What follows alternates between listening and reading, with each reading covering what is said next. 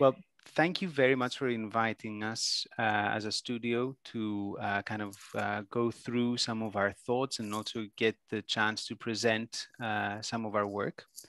I've been talking with Anna, our communication manager, who was up to now the point of reference with our studio. And we have prepared kind of a presentation, which we thought that as your subject is Athens, we thought of kind of going through this subject general, zoom out, and then kind of slowly zoom in and in. So the way that we've structured our presentation is to give you kind of our insight of what our reading of our city is.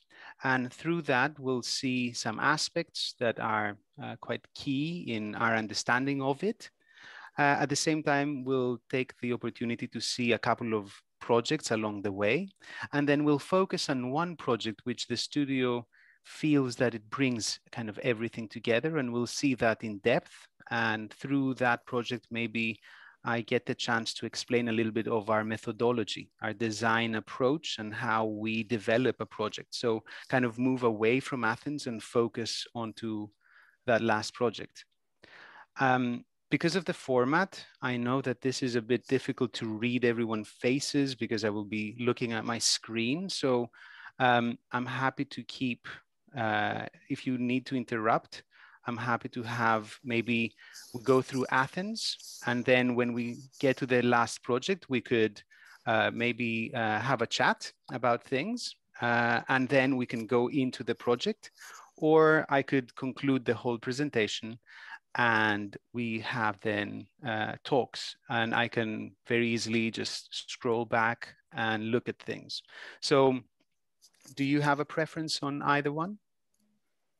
I could imagine it could be good to have like a short, not a break, but an interruption of your presentation, and then see if there are any questions. Perfect. And then you could continue. But I prefer that as well. Absolutely. Good. So yeah, I prefer that. And that way I could even focus on certain issues in the last part of the presentation that might be coming up, and hopefully answering some of those along the way. So let me just quickly share my screen. Maybe Joanna. Just because not everybody, do we have more people watching us than the participants of our trip? So just say quickly a few words. Thank you very much. We're very glad and very honored that you agreed to accompany us to this virtual trip to Athens. Dimitris Karampatakis is the co-founder and the creative director of K-Studio. You studied architecture at the Bartlett School of Architecture in London, and you have established with your brother Konstantinos the K-Studio in Athens. The practice has won many awards. The staff is international, and you have a broad network of collaborators, as far as I've seen, and consultants. I'll just mention a few of your nominations and awards because the list is long. So the office has been nominated twice for the Mies van der Rohe Award. Their work has been exhibited in the Greek Pavilion of the Architectural Biennale in Venice. You are the overall winner of the Best Vacation House Bacterio magazine, and you've won twice the Ahead Europe Awards 2018 and 2020. So great list of works, great list of awards. Welcome again. Again, thank you very much for inviting me. And it's always nice to hear those because it's a good pat on the back. At the same time, every one of these is a very complex project and a very complex process, which kind of detaches itself a lot from that award. And I think that in many ways in the studio, we do focus a lot on fine-tuning that design process. We are very interested in looking at each project as a unique opportunity to explore, to expand our understanding of design statements, of design experiences.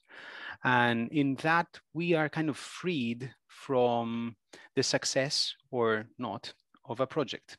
We like to kind of look back at our work in an archival kind of way, but not as a source of inspiration, or definitely not a source of something that we go back into as an arsenal of specific materials or elements.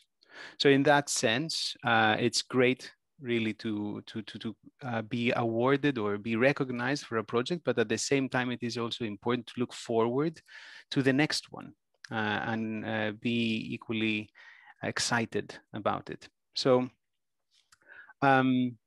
as you mentioned, Ioanna, our studio is quite cross-disciplinary. We are a design practice and we offer a range of design scope, design services, ranging from creative direction, which we consult investors on their business plans, and we also inform their business plans from a creative point of view. We're very interested in developing the overall identity of an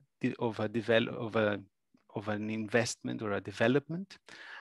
We also provide master planning services for larger scale projects. And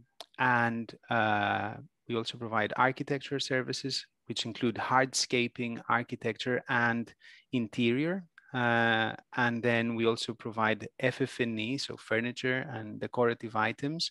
And we focus a lot on product design, and we do approach all of these with quite an an interest in bespoke elements. We are very interested in designing a lot of the architectural elements bespokely for each project. So we'll find ourselves quite often developing a window frame or an extraction vat or a tea table or a pergola. So we do approach a lot of our projects from the product design aspect.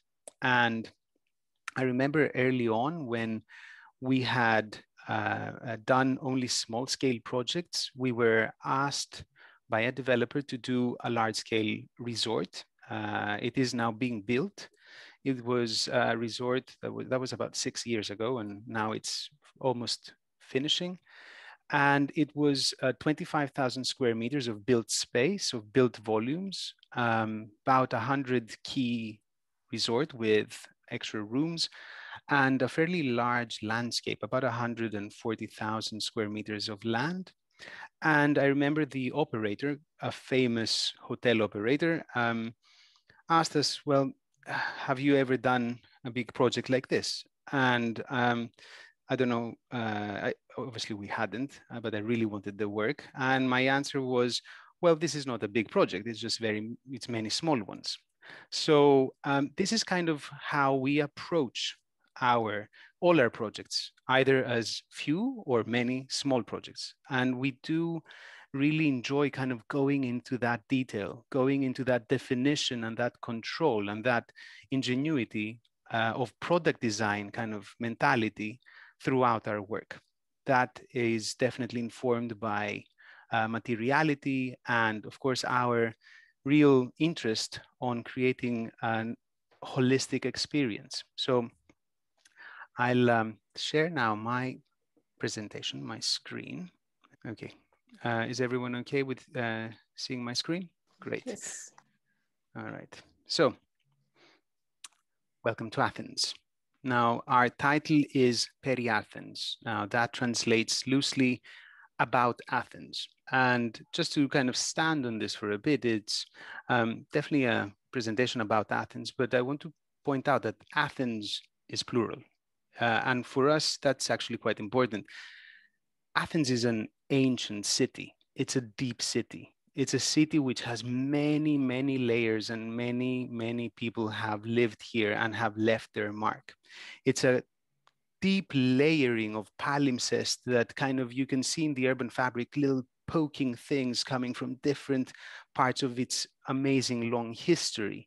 And all these layers, all these stratas are an opportunity for to get excited about. I think as a visitor in Athens, it's something that you almost become an explorer in time. You go into the different parts of the city and you almost find little moments of ancient column next to a kiosk selling kombucha. And this is the kind of thing that excites me about Athens. It excites me as a creative because you can really kind of pick and choose so many different places where you can anchor a concept or you can be inspired by a context. It's truly an amazingly deep bowl of fun stuff. As we have been asked to work on different projects in Athens, we always try to understand each project in its own kind of little context, the place in Athens where it belongs.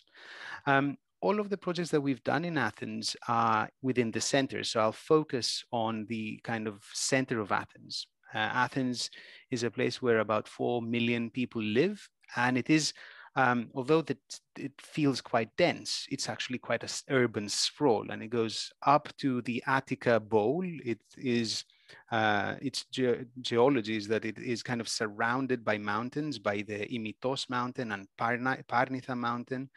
And around that, and Pedeli, around that, there's kind of a bowl.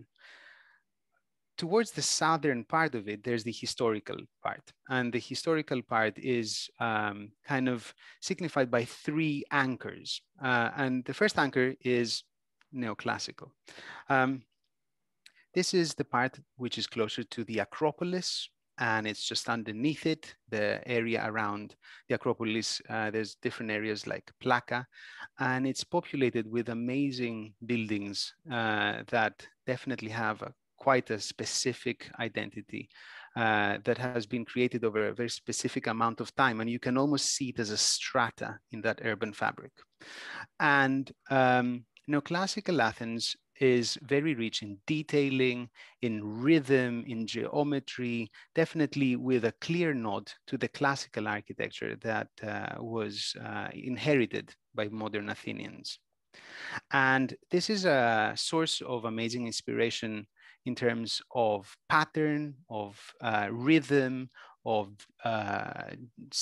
compositional synthesis of kind of things that balance or don't balance, of symmetry, and materiality at the same time. But there's also a kind of a cultural heritage that comes with it. And there's a way of how buildings kind of try to promote who was living in. So the facades are quite decorated.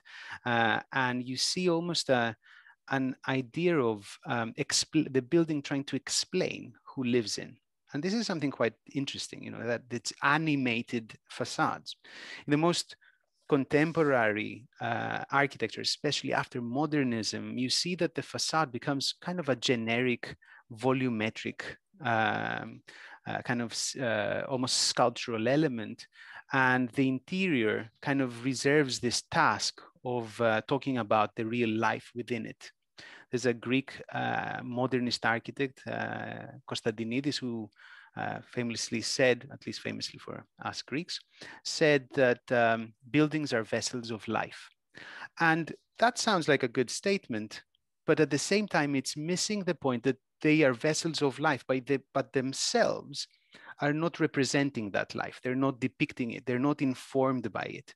A vessel can be quite detached from what it is actually containing. And I think that one thing that we've learned a lot from neoclassical Athens is that interest in depicting, in informing the shell with what happens inside. And for us, this is very important. As a practice, this has actually made a big impact on how we see that border between architecture and interior design. And we've always thought of it in a more continuous way because of it. And our interest is something that kind of has brought us in many projects to make more linear. Now, many years ago, we were asked, that was more than 10 years ago, so quite early on in the studio's life, we were asked to renovate a neoclassical apartment in the middle of Plaka. We wanted to kind of almost do the opposite. And of course, I stand here suggesting exactly that the continuity is important, but back then we were young and we wanted to do our thing. And the studio has developed from where, I mean, I still feel quite young and there is a lot of young people in the studio, but I think we have matured in that in each project, we are trying to do the appropriate design rather than to kind of project a personal attribution to a project.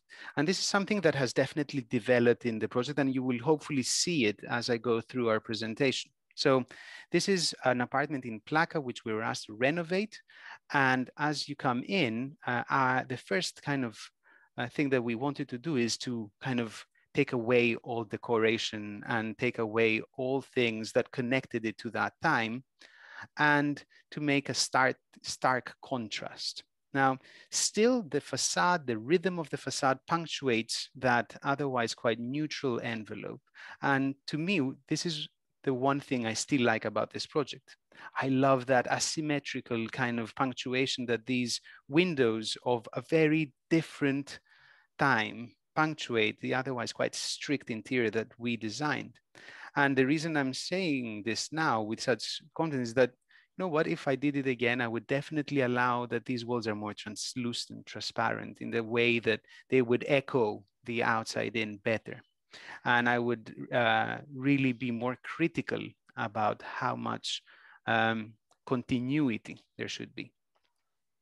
The second part of the second anchor of Athens is the post-war development. About the 1950s, 1960s, there was a big rush of Greeks from all around the world, from all around the country, to flock into Athens and to seek work, and also to work on things that needed kind of bigger spaces like office spaces. And of course, there was the need for accommodation. So there was a big development coming in the 50s and 60s and 70s, and it has also characterized a very, very distinctive strata again on the Athens, on Athens.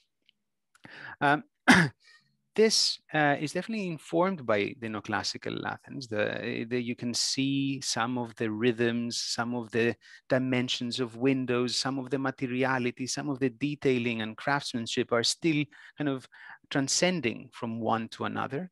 But there's definitely a change in scale, and there is a change in construction technique, and definitely there's a futuristic kind of attitude. There's a kind of a positive, being positive about the future. So not to be nostalgic, but looking ahead. From futurists to Art Deco to Bauhaus, definitely the city now is embracing that, well, things will be better in the future. And that kind of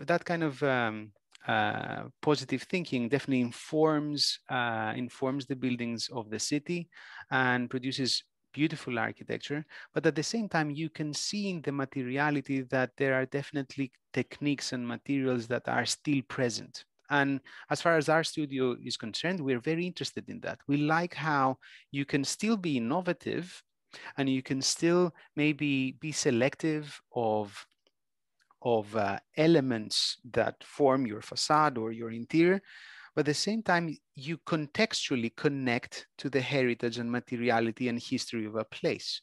And this is something that I think Athens of that time did very, very well. I think better maybe than other countries, that they embraced that wave of development. And we are very inspired by that because we saw there a great opportunity for innovation, but still keeping rooted that design process. We had the opportunity to work on a historical building in Athens. It's in the center of Athens. It's actually next to Syntagma Square, which is the Parliament building.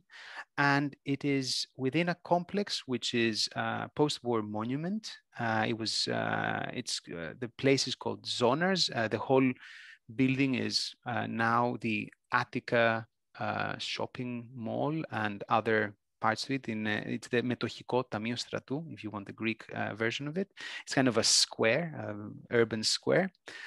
And our client, the Bank of Piraeus, wanted the studio to design the historical corner where from the 1939, an Greek American wanted to make a cafe there. So 1939, Zonaras comes back from the States, and he wants to make an amazing confectionery corner where at the time that also meant a place for people to meet, to gather, because just after the war, well, actually, sorry, before the war, because Zonaras actually started in 1938, sorry.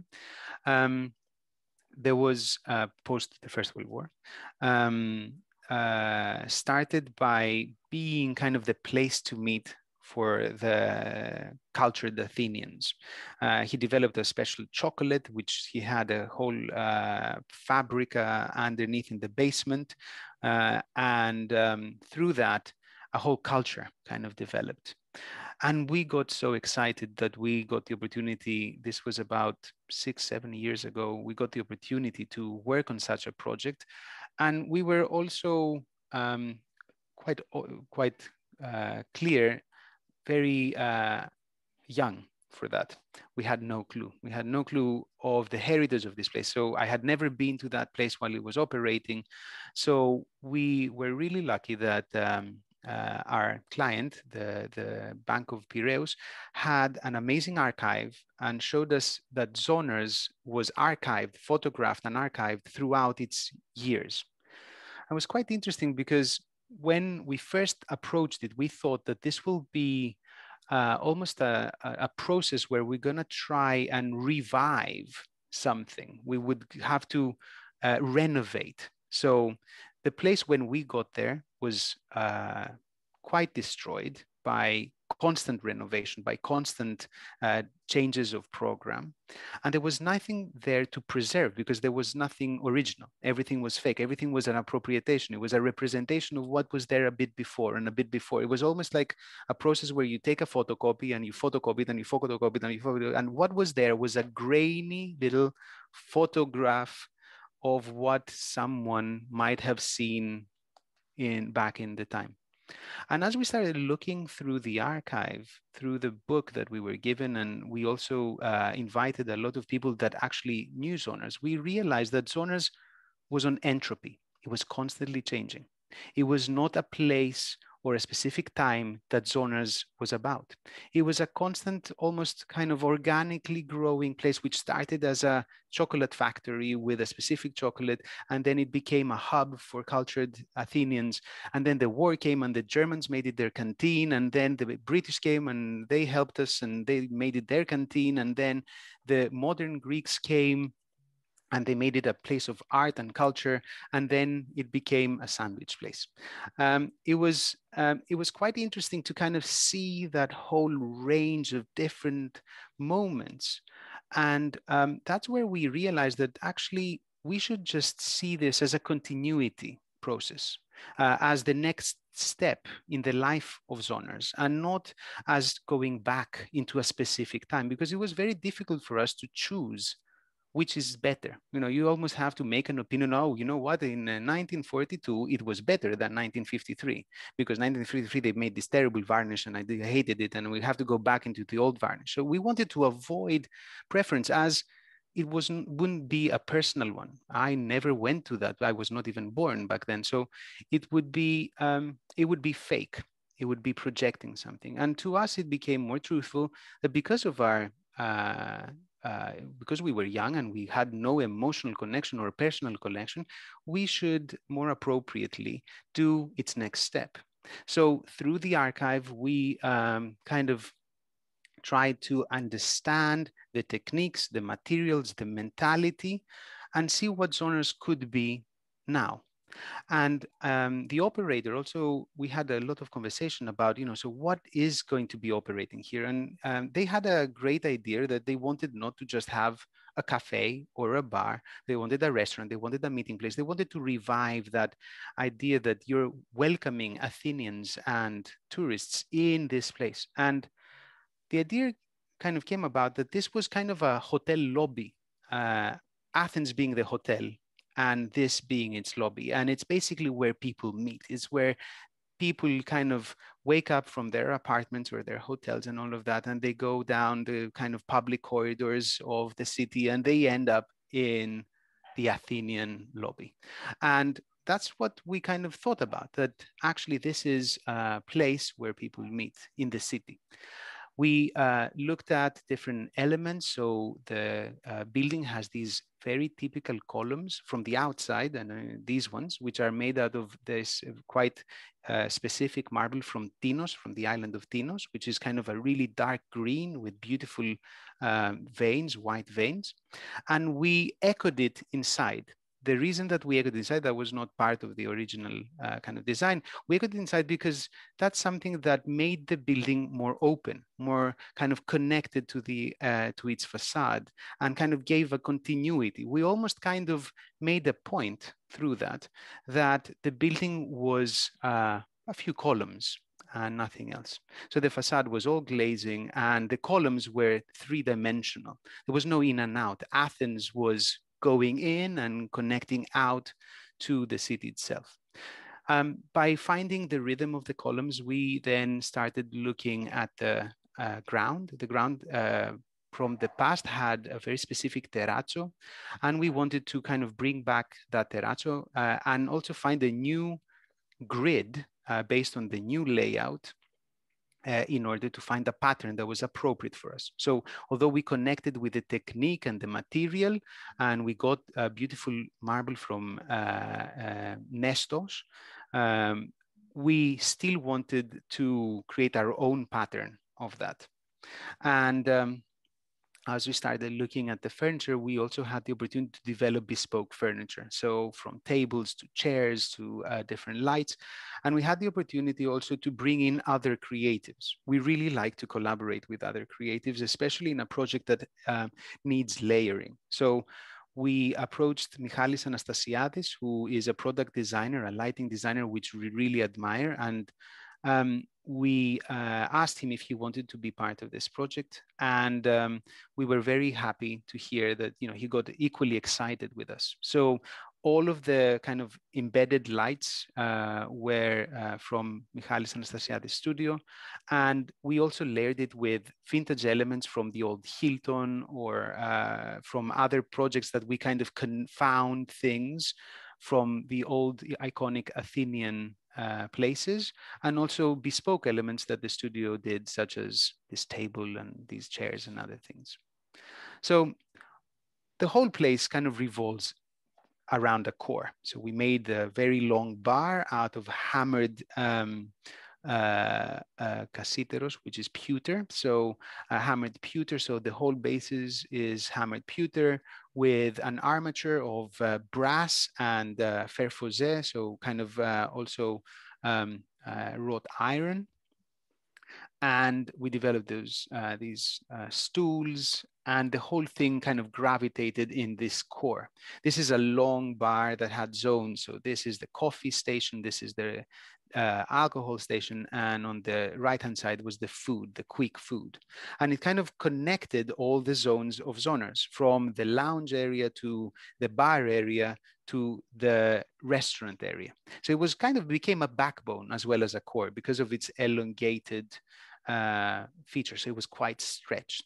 It also echoed the Art Deco kind of repetition, and we found a lot of these elements kind of similar to the previous zoners. None of them had an armature and none of them had a long bar, but the materials were there and the techniques were there, and we just appropriated them.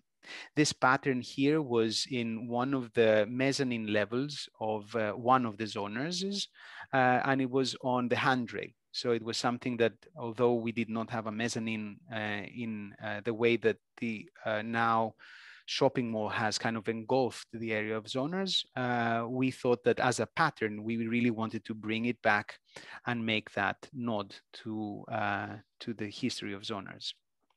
And as we kind of moved around, the other quite important feature is the ceiling. Now, the ceiling was something that, again, in a continuous space, we wanted it to make zones, but most importantly, we wanted it to absorb sound.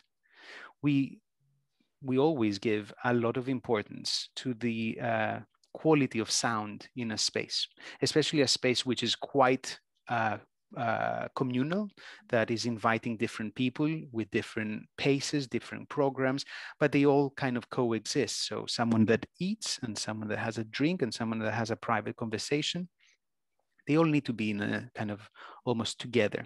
So the best thing to do, I think, as a designer is to allow them to at least to have their space in terms of sound. So to create a sound absorbent space is key to allowing that. For those programs to coexist, sound is one of the main tools as a designer that we have in order to kind of promote that complexity. So the whole of the ceiling was designed with a sound engineer, Mr. Subert. Mozart was too expensive. His name is actually Mr. Subert. And he worked with us on the different niches. We wanted the repetition because of Art Deco, and we wanted kind of the geometries to result because of our program and our zoning. But the repetition was also put in a sound program, which helped us understand the reverberations and the absorption which had with geometry. And it's also, we worked with STO, which is a company that makes different panels and different renders. And this is called STO micro silent panel, which has very, very, very, very small, tiny holes, which you cannot see them. And they assured me that they're there because I could not see them. I can never see them, but apparently they're there. And the render on top also is a very specific render, again, from the same company. And I'm not promoting the company. I definitely know. I got really excited when we found that. The result is that you have a rendered ceiling, which definitely kind of connects to the aesthetics that we wanted, but most importantly, it absorbs sound. And that was very important for the result of the atmosphere of the space. Also, very thick fabric was used, again, for the same reason, but also to dress up the space. So although the facade is just a few marble columns from Tinos, and other than that, just glazing, it also got dressed up. It put in its good clothes, put on. The wooden panels are from American walnut, and this is in a nod of Mr. Zonaras coming from the States and bringing the walnut with him. Yeah, so now the last part of Athens that I'd like to kind of talk about is the kind of now. And by now it's of course loose, but it's definitely more reactive Athens, an Athens that's very alive, that kind of just happens. And it's amazing in such an ancient city that every inch has a story to tell, how it still allows for new life to come in and kind of find itself there and add an extra layer. And I love that about Athens. I love the fact that, especially during the later years, people are very spontaneous because of economic downturn a few years ago, or just because people are more able to kind of express themselves through social media and things, or to actually connect with others. There's a gained kind of feeling of, you know what, I really believe in this. I want to just do it. And that spontaneity really started coming through the last 10 years. So Athens now is very, very cool, very interesting. I love just walking around Athens and focusing on that little sprinkle of layer, just the little sprinkles, which are really fun. And you can see it throughout, from the way that people are using old spaces, from the way that people are just putting a bench and they open up kind of a bottle of wine, to impromptu gallery spaces, or the laikes that happen. And laikes is the kind of markets, farmer markets that come up weekly on specific streets of each municipality, of each neighborhood, sorry. So we get very excited about that extra layer. It gives us also the freedom to also be spontaneous, and also to add to that, I could even say, cacophony, that is around there. But there's an interest there. There's a real freedom there. And this is where we got the opportunity to do a project which is called Type Room. It's in Psyri. It's kind of below the area of the post-war kind of development, and it's amongst neoclassical, but also very much kind of occupied spaces with a lot of young people just doing their bars and their restaurants and other things. And it's definitely a vibrant part of Athens. So we were asked by a company, Parachute, who are their font designers, to do their offices and their retail space. So they kind of merged the idea of having a space for retail objects that have to do with fonts, and also their space, their office space. It was a building which was 1950s. I think the building is 1950s, and it was all emptied out, so there was no decoration. It was very neutral. Otherwise, I would definitely try and reserve as much as possible. And we wanted to kind of put something which almost felt ephemeral. It felt that it was happening right there and right now. And we really wanted to echo that process of making. And well, we are architects, and scaffolding is definitely what to us signals as the process of making. It is actually being made right now. That's why there's scaffolding there.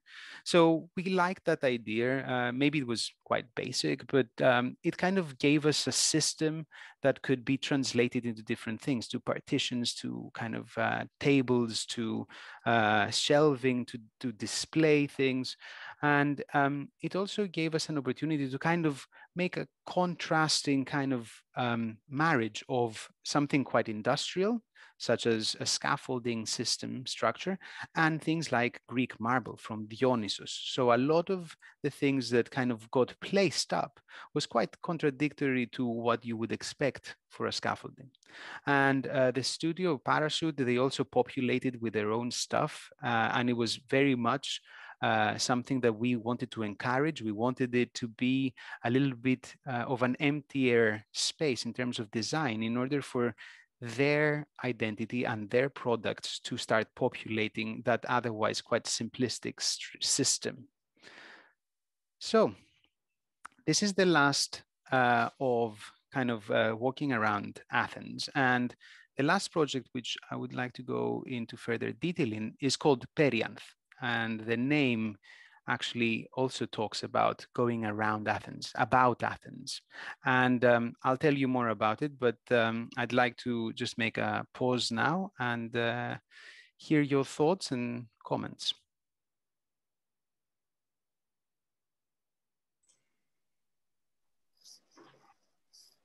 Great so far. Thank you very much. Just a comment or a thought. What looks very interesting to me is that your work or your projects are very multi-dimensional, multi-layering. Not just a floor plan would not be enough to understand your concepts, especially the restaurant or the bar, the sonars. So with the three-dimensional ceiling, it's a very sculptural space. And I think it's very interesting. It makes it very complex in a way, but very rich of details and materials, but within a very strong and clear concept. Well, thank you. I mean, I will definitely take that as a compliment. I think that we do enjoy working beyond the plan. The plan is definitely an abstract organizational tool that for designers is very useful, absolutely. But at the same time, it should remain a tool and not a final product. The final product has to remain the experience in that space. And that experience is so susceptible to all these elements, from smell to sound to light to the context to that story that is, important to be told. And we definitely try and focus on all of these aspects and have as a backbone to all of that our reading of the identity of the space that comes from extensive analysis for each project. The plan remains very much kind of a go-to place in order to put things around. It's an index, like you have in a book, but it's definitely not the story. So it's maybe interesting for the students to hear how you develop your projects. Do you work a lot with working models or 3D models? So I think with my last project, Perianth, we can now get further into detail of the process. I wanted to kind of go through Athens and to see, well, to take you through a walk since we can't do it physically. So the first part of the presentation was about Athens. And this is going to now focus on one of the projects, go a little bit deeper and explain our methodology. Just to answer your question quite quickly, we start immediately with a 3D model. So we don't work on 2D projects. We work very much like a beam. We have a beam strategy in the studio. So we work immediately on 3D model. And, but even before that, before even we do anything, we do a 5-step program. Now, this is our secret, and you know, take it or leave it, but this is how we do it.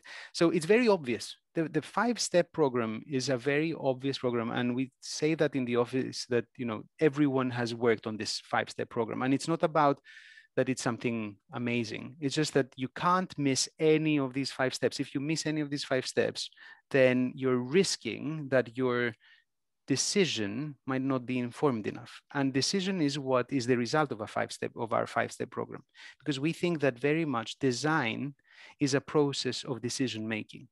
As designers, we are asked to make decisions on different things and different aspects, you know, what color, how big, how many, yes or no, good or bad. You know, you have to be able to answer these questions with an opinion, with a decision that is informed, and you're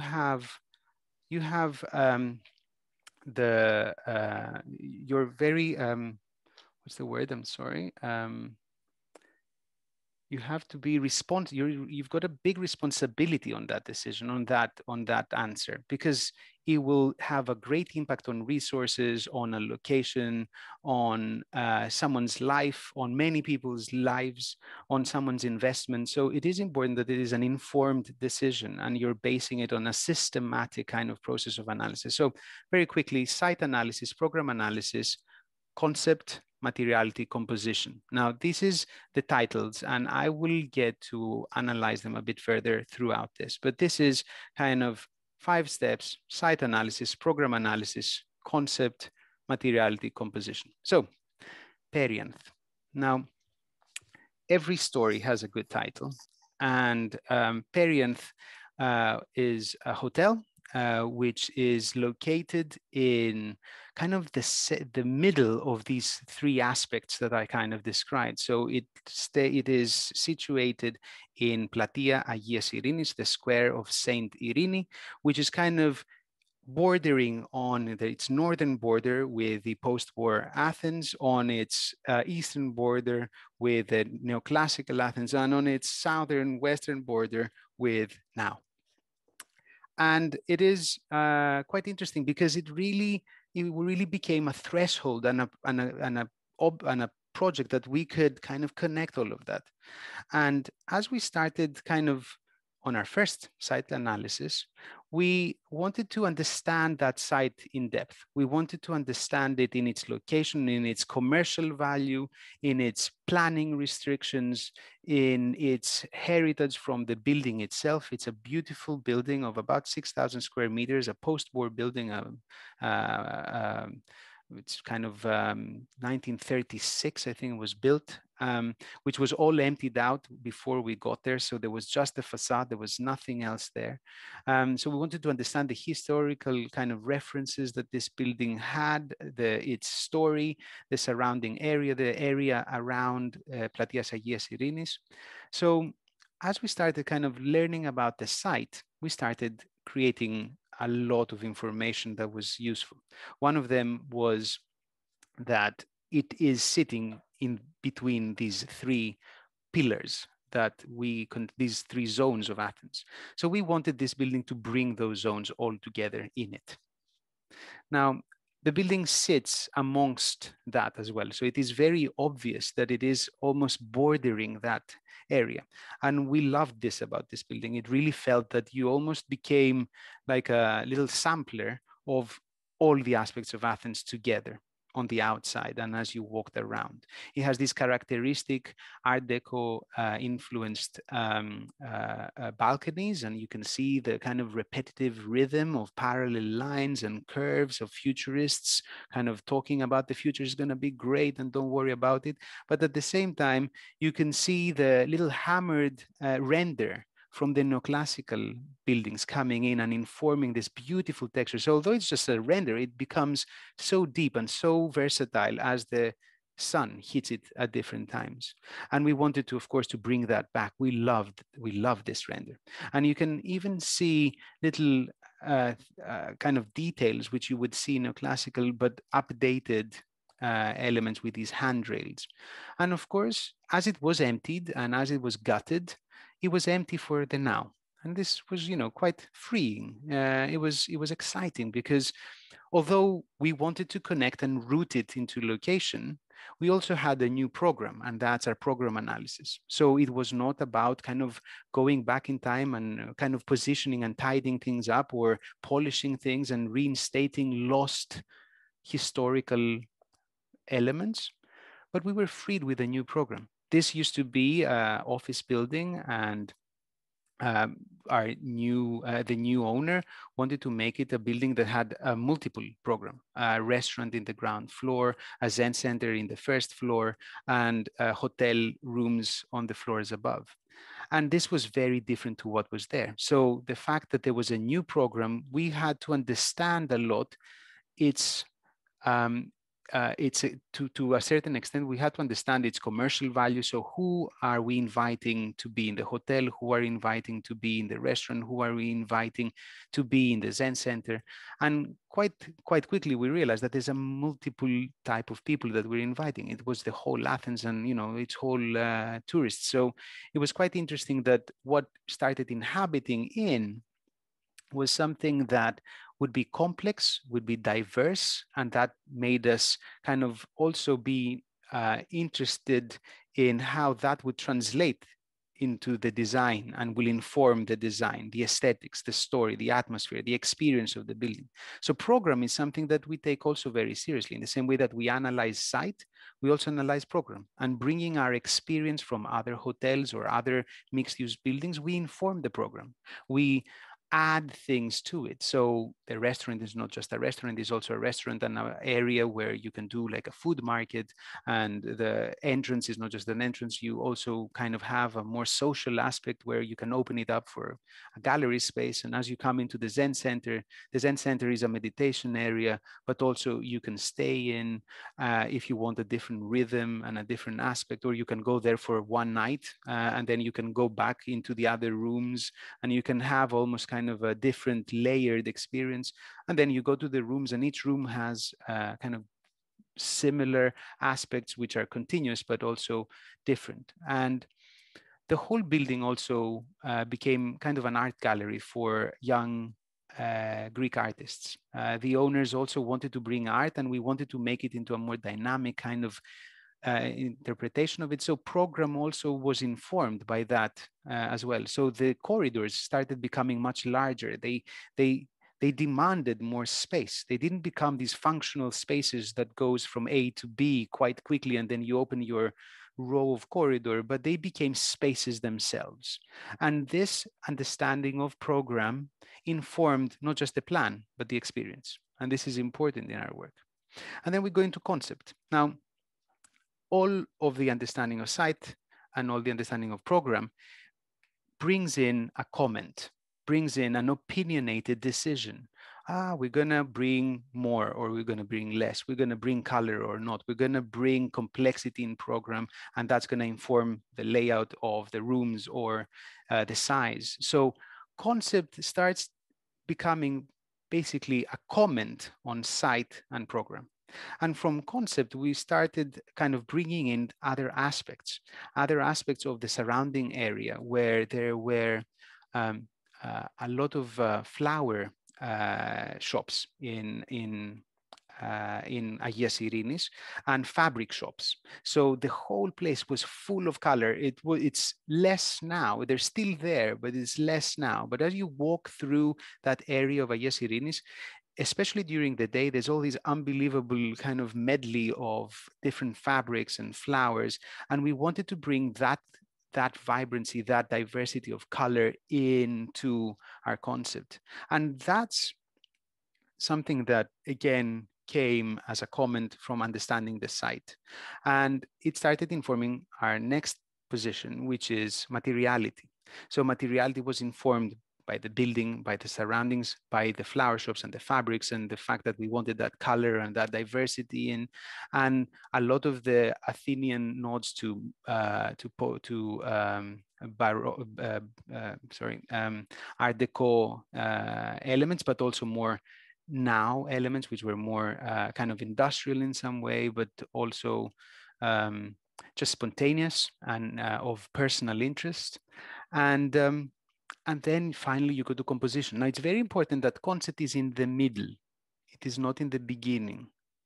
Don't have an idea and then just convict yourself into it, because that's, well, it's just, maybe you're lucky and it's the right idea for the location and for the program, but you might probably be unlucky. And you might just kind of fail to recognize some of these aspects. So definitely it's in the middle, it's not in the beginning. Also, it is important that it is in the middle because you need a lot of time to make a calculated decision. You know, you need to make sure that this becomes kind of an informed decision. You have the responsibility of that comment. You have the responsibility of that direction. So this is something that in the studio we take quite seriously. We never start because I like red, or I want this, or I want, or someone else in the studio wants anything. No, we understand the site, we understand the program, and then we make a calculated comment. And then you go to materiality and finally into composition. No one starts with starting to draw. Absolutely not. Again, it's just a matter of if you're lucky or not. It's in the end, the composition. Now, for us at least, that's very important. And most importantly, you cannot miss any of these. Now, sometimes as a young designer, you can see a more experienced designer seemingly jumping all of these and going straight into the last one and start composing and start designing something. Well, this has two options that this happens. One, they are actually skipping it, so that's wrong, absolutely. Or that they're doing it really, really, really fast in just fragments of a second, and it seems like they're missing those other steps, but they're not. They're just really experienced, and they've done this again and again. They've got an amazing archive in their brain or in their office or amongst their collaborators, and it is happening, but it's happening so fast that maybe to the kind of external eye, it looks like it's just being skipped. But that's, if it is, it's wrong. If it's not, it's probably because they're just extremely experienced. So in the studio, that's kind of how we appropriate any decision on any scale, on any project, site, program, comment, concept, materiality, composition. Now, welcome to Perianth. As you come into Perianth, the first thing was a vertical space. We wanted that as you came in, this is a big building, and we really wanted to talk about scale. Now you enter from really narrow streets to the building, so we thought that it would be a very awkward transition if you would enter into something which was horizontal and it was deep. So we really wanted to bring in that dimensioning from the street into the entrance. So we brought in that verticality of the narrow streets around Perianth. And as you come in, you are actually in a similar space as the side street that you enter from, and it has a vertical space. This is important to us. The sequencing of spatial dimensioning is quite important. So we always use it in a way to kind of make a continuity or a discontinuity. And in this case, we wanted the continuity.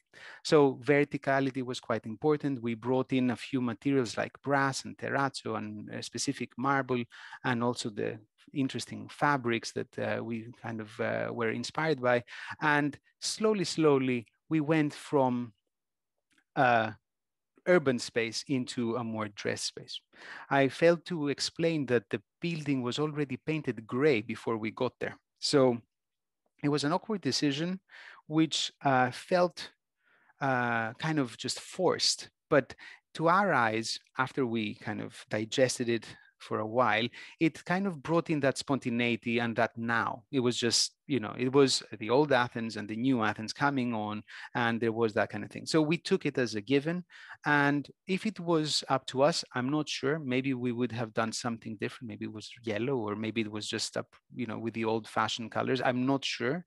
But as it was part of the site, and we wanted to work with it. So that gray came with us.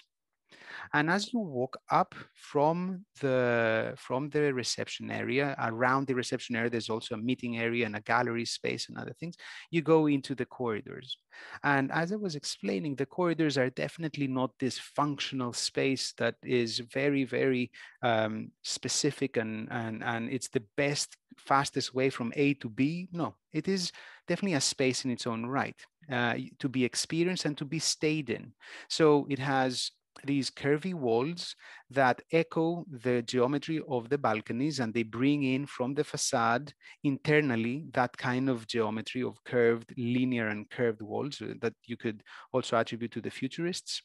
And we wanted to bring that in for two reasons. One, because we really like that echo between the facade and the internal areas, but also because we wanted to geometrically hide the doors. We didn't want that when you are in those corridors that you are in a space where the objective is to choose your door and just go. No, we wanted that to be a second level. So we wanted first to arrive at a space, not to see any of the doors, rather see the art, see the elements, maybe have a little chill out, and then as a secondary program to then find your door.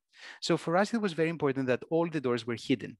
And as we explored the plan, then you can see that as we've done these curvy geometries, all the doors were little nooks, almost like little side streets. So you had almost like a negative space in the city, like the piazza and the little side streets and the little volumes of the rooms kind of poking into, claiming some of that space and the city fighting back, and then kind of ending with the doors. Very important anyway, not to see the doors.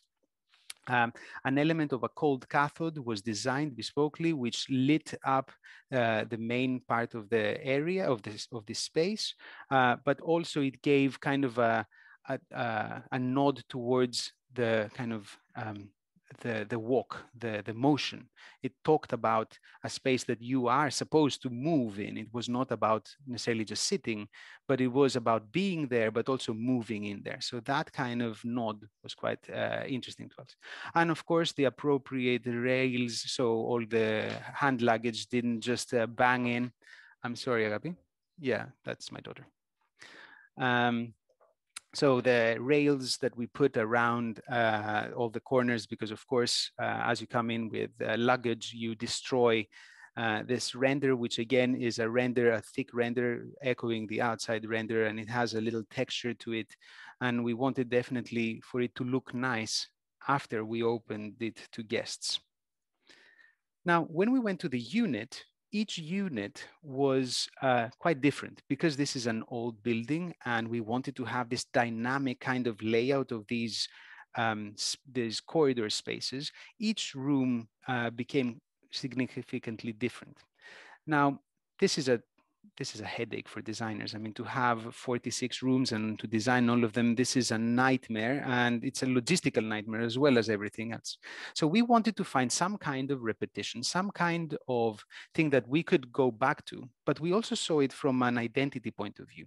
I mean, if everything is different, then what is actually tying everything together? What is actually giving that continuous holistic experience of the guests if they go to 103 or if they go to 458? So it was important for us to find something that was of repetition. And we turned into product design. We turned into the elements of each room rather than the room itself and its layout. So we got, the first thing that we introduced was the marble block. This is the little spine that connects everything, all the spaces, and it became a connective kind of linear element that went all the way from the areas, the bathroom, the wet areas, the area where you get dressed, the area where you sleep or do other things, and the area where you study. So it became a kind of a backbone of these zones. Shower and be in the wet area, get dressed, sleep, and study. So it was quite important. And then we gave it a marble material because it could transcend materiality-wise all these areas. It worked well with the dry, it worked well with the wet. It didn't need to change materiality. It was quite important that it had to be working on all levels. Then we introduced a kind of a vitraux glass here, which was a threshold or a boundary of the wet not going into the rest of the room. And then there was the cabinet, which was the clothes, and it was again a product design, kind of a cabinet element. The table, the bed was also bespokely designed, and the desk. So all these elements were bespokely designed for this project, and the lights as well. And finally, all these elements were arranged differently according to layout. So you can see this characteristic marble block kind of featuring around the room, where within that block, you see these elements kind of clicking in and out, almost like a plug-in, plug-out. Some of these elements, as the tables and all of that, were bespokely designed, or we worked with other companies like Gubi, which they made some amazing changes in their production, where we gave them the fabric that we wanted for the different rooms, and they upholstered their work, which was fantastic. We're very happy that we could do that. So this is the green room, and you can see again here where this marble block kind of houses the area where the desk is, and these elements which are where the bed is and the dressing. You can see these brass accents, which definitely are a nod towards that kind of Athenian culture of making all these details, these brass details. So we designed the lights, and we made them out of LED, and some very clever people made sure that no one dies from electrocuting themselves, and we worked with them. And all of these also had, again, a nod to futurism and to curve and linear kind of geometries. Each of the rooms has a lot of art from young Greek artists, and the owner has made a personal collection through this, which is amazing to have within the room. It really added an extra layer to everything. Each kind of part of these components was designed so to house the offering, the different offerings. So we wanted to kind of promote a specific lifestyle, a specific experience through it. So there's definitely the drinking cabinet, there is the dressing cabinet, there is the sex toys cabinet and other things. So we wanted to definitely introduce things that became kind of informing of the experience or suggestive. And things such as mirrors and the lights and so on. This is the pink room. So now we're in a different room. So this is the pink room. This is the blue room, and you can see here the little kind of vitraux with steel elements. You can see the repetition of the different elements, and each time they are placed differently. This gave us the opportunity to kind of really focus on the detailing of these elements and really push the limit to them in order to make them quite defined and well made. So we could then mass produce them. So for the 46 rooms we had, I don't know how many of these lights. So we didn't design again the same light, but at the same time, we responded to the complexity of the different layouts by changing these things quite in a modular kind of way. And I think that the end result is something that allows for that complexity to inform the experience. There are clients that come back and stay in different rooms, and they really talk in a good way about that change. There are, of course, people that love 377 and they will only stay at 377. And there are people that are more exploratory. They like to kind of gamble.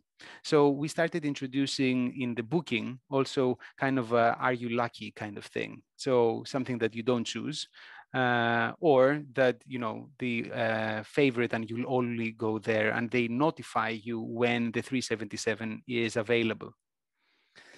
Most importantly, that Perianth is about its guests. And these are all images from social media, and people do upload a lot of photos from Perianth.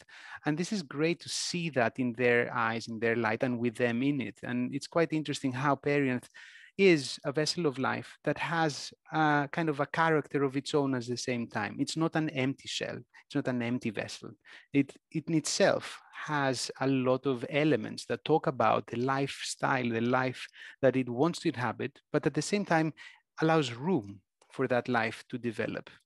And I'm very personally, I'm very happy about this project because it had allowed the studio to kind of look back at previous projects and through them kind of learn, develop, and come to a more mature comment about a place in Athens. So this is Perianth.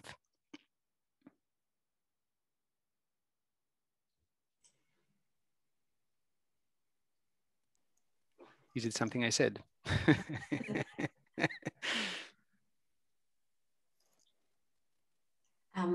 You talked about materials like marble and brass, and we see the terrazzo, which is something that you have in a lot of your projects. And if I may, so it gives them a noblesse, a kind of noble feeling.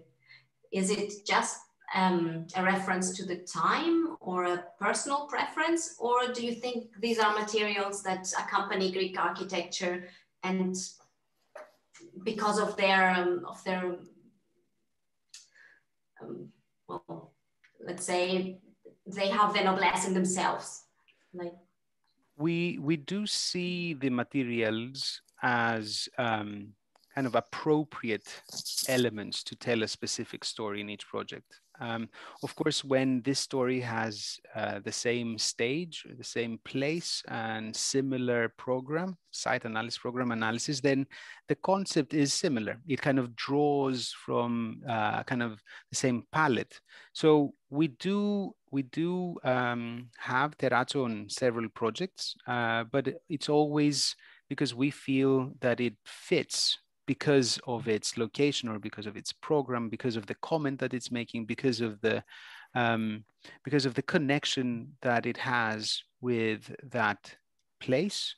And of course, being in Athens, most of the projects that I don't think that we've done terrazzo in, we've done one terrazzo in London, in Opso in Marylebone, which is a modern Athenian restaurant, which we wanted it to have that connection. So we've always used it in order to make a comment, not because it was fashionable, especially when we used it in Zoners and in Opso, it was way before it became something quite popular. Not that we have anything against something being popular. It's just that we try very hard to stop ourselves from going into materiality before anything else. That's the fourth step in our process. So it is quite important that you don't put a personal preference in that. Now, of course, everyone has likes and dislikes. And this is something that a smaller practice usually suffers from, a personal like and a dislike.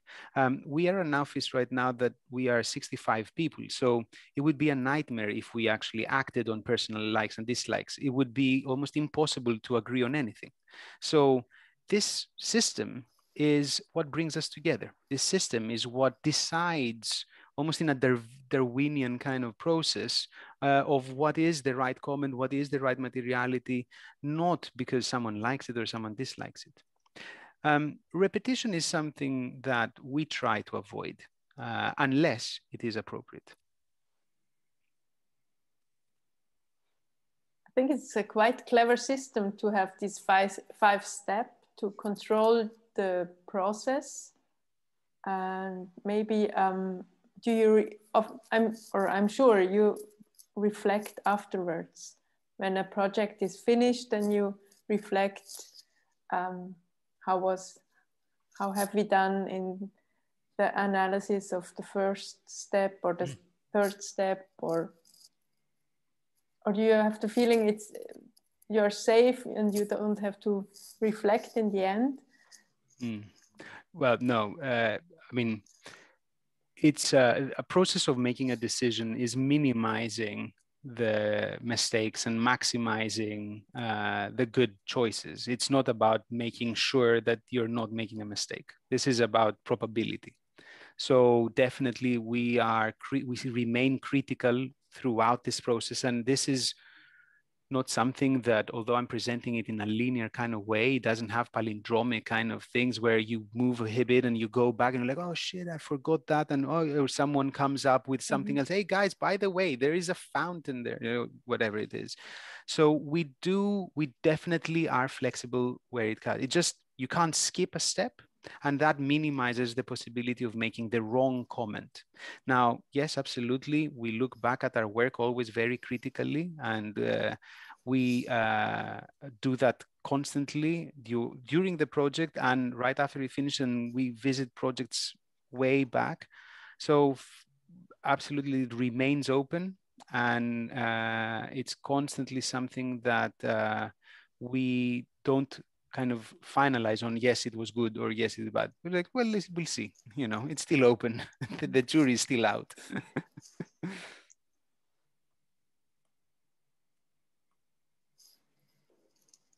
Students, any comments?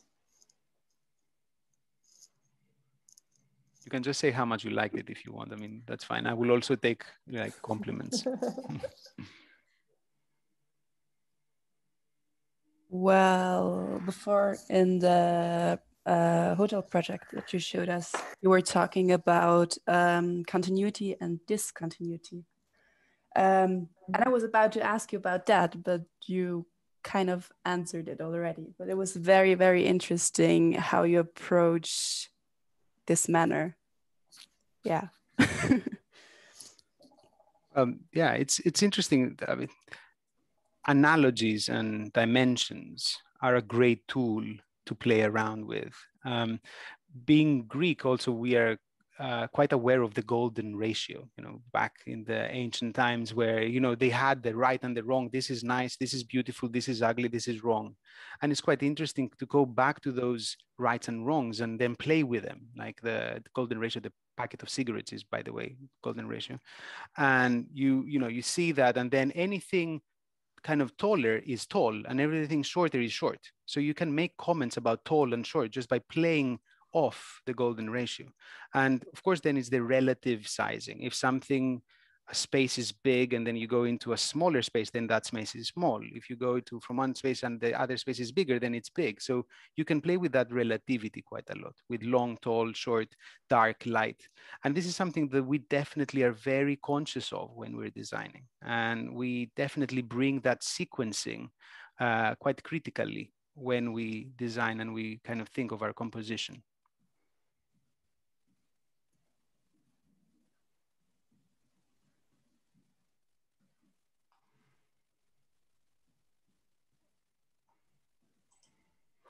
A comment is an opportunity for me to say more things. So please just, I like talking, just encourage me. I have a question. If you involve different or others designers, do you give them an advice or how they should make it, or do you let them decide freely, or how is it? So the studio is a place where we definitely design through a system rather than by me making decisions. I am one of the two partners, myself and my brother, and we are very, very different. So very early on when we started, we didn't agree on anything. And But we realized that by being very different, that was quite interesting creatively, because by not agreeing, then we were challenging each other more. And that kind of conversation informed the process of design. But we also needed to collaborate. So we needed a system. We needed kind of a structure where this creative conversation can happen. So quite early on, it was more about finding a system, the 5-step program and other things. We've got an extensive design manual, and we've got manuals. We love these kind of things. We're very geeky on that. So we've got that. We rather have a structure and a process rather than kind of a directional kind of do it this, do it that, make it big, make it small. The structure now is we are 2 partners, 6 creative directors, about 20 project leaders, and then architects and interior designers, which are within the teams. And we also have external collaborators, which are very complementary. So we work a lot with other architects or other interior designers, other product designers. We work with master planners. So we mostly focus on how we can collaborate and how we can tune and how we can make a structured conversation rather than where this conversation leads.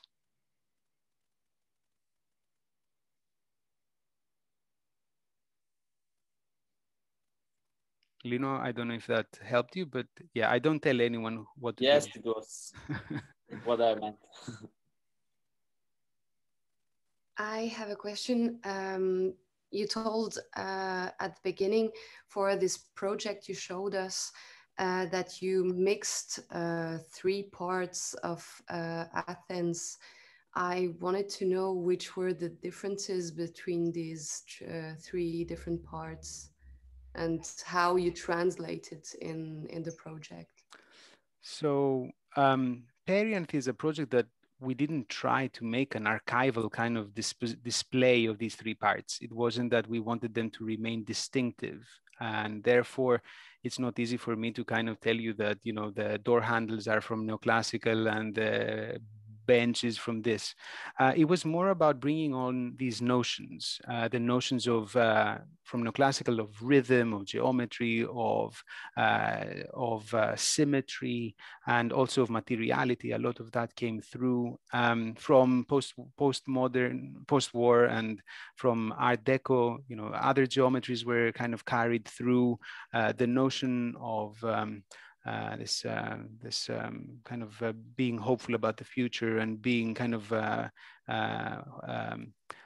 trusting new things, and at the same time also being more spontaneous, connecting to the city outside, the colors, the kind of elements, and freeing ourselves to produce something which is new in some level, and that we didn't have to kind of pedantically look back and represent things. So it was more about a notional kind of reference rather than necessarily kind of some recognizable puzzle.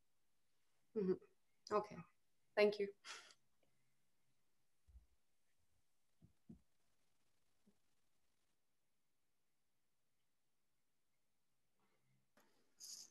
But as I understand you, it's very important to know the history, the heritage, and the archives. You know the language, and you can then really try to find an appropriate way to lead the project to the future. So, and therefore, I think it's not necessary that you really reference to a certain time. It's just like a whole collection. It's like a collage, or not a bricolage, but having all the thoughts in a project. And I think it, therefore you don't have to choose between a certain time, and it never looks then as fashionable, as you said, because you know about, or the visitor knows about, or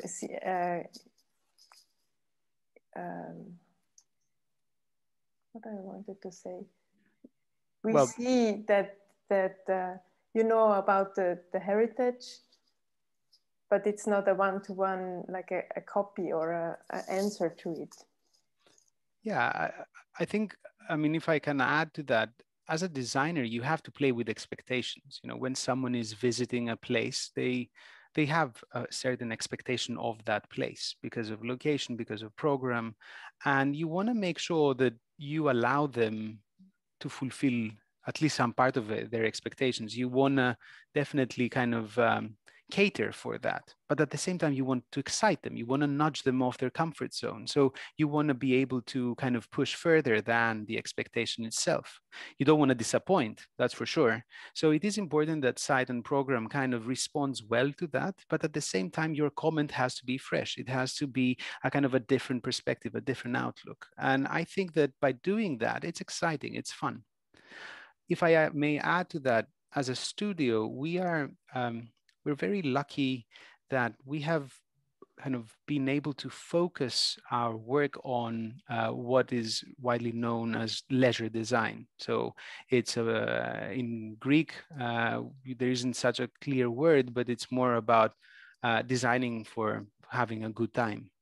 And as Greeks, we think that we're experts in that. We're experts at having a good time. You know, we can't challenge the Japanese in joinery, and we definitely can't make bridges like the Germans, but we are amazing at having a good time. So we understand that in its core, and it definitely informs our process. It informs our promise, and our designs are definitely places that someone is not necessarily there just to have a good time in a superficial kind of way, like play, but to enjoy, to truly enjoy, to be there, to allow themselves the time and the ability to connect with what they see, to take that in, to fill you up.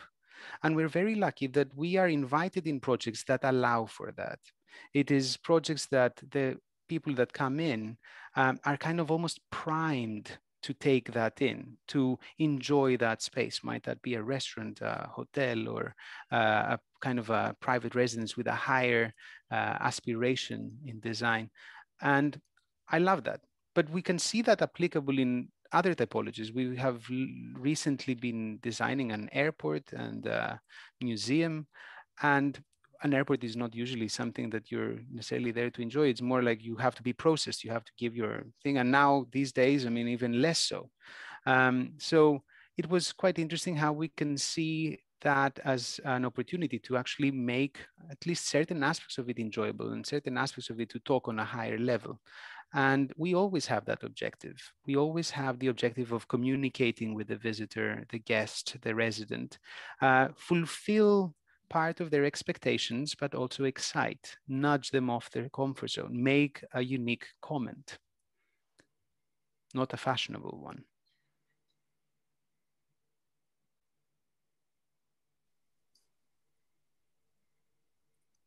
It's a good quote. Maybe that's the... Absolutely. It is difficult, but that's where the fun lies, in difficulty.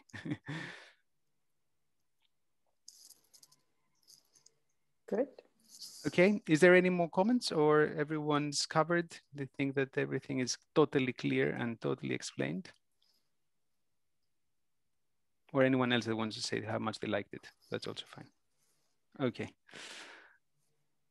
All right, well, I would like to thank you again very much. I really enjoy going back and looking at the studio's work and get the opportunity to present it. It's definitely the work of many, and I'm just here to present it. It's definitely not just my work. So I take a lot of pride in presenting our studio's work. So thank you very much for that. I hope that it has been useful and a bit of fun as well. Definitely. Thank you very much.